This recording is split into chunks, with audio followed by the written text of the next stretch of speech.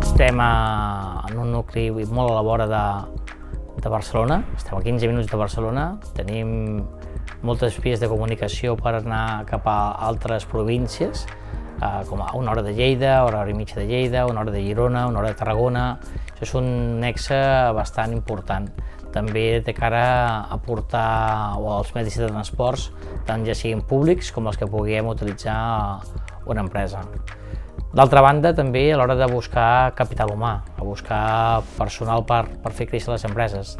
Sabadell és una ciutat gran, és capital del Vallès, estem vora de 250.000 habitants i llavors a l'hora de buscar i trobar personal qualificat és molt important.